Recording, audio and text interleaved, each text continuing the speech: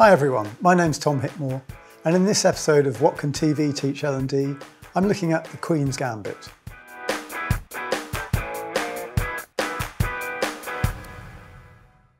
I make drama for learning, so I'm taking popular TV drama and looking at it with an analytical eye, asking what can we learn from this that can be applied to the field of learning and development. In L&D, people often, rather naively, film drama from a literal point of view, believing this to be a key to creating empathy.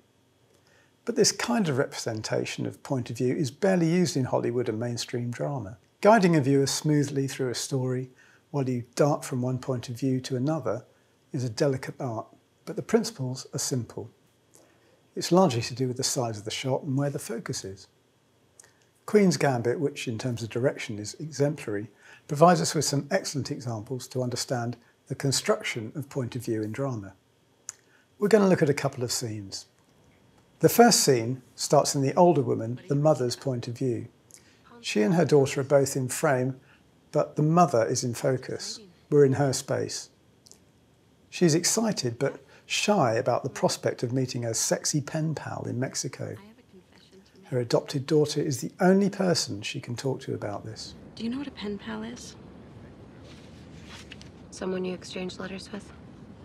Yes, exactly.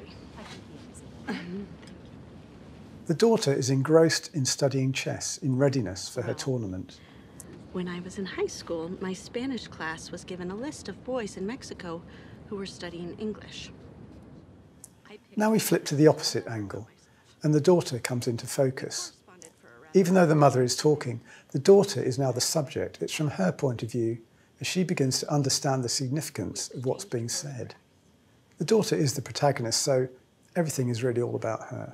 Here's the photo of the pen pal from the daughter's point of view, kind of literally.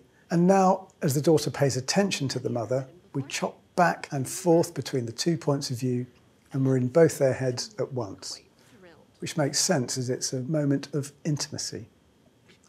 You might understand this as being because the daughter, the protagonist, feels so empathic towards her mother that her perception changes, and we go there with her. This is how subtly these things work. In another clip from the show, the daughter, now at the chess championship, gets into a lift. She's in her athlete's head. How do we know this? Because we've had several episodes to get to know her. Now we just have to look at her face and we're immediately inside her head. We've got an insight into the algorithm that's this character's personality. So here we are inside her head thinking, oh, she must feel nervous because she's going to take on her hero, the great Russian grandmaster. The man with 2 KGB guards to stop him running away, the man who could suffer ignominy if he loses, when who should step into the lift but the grandmaster himself with his advisors.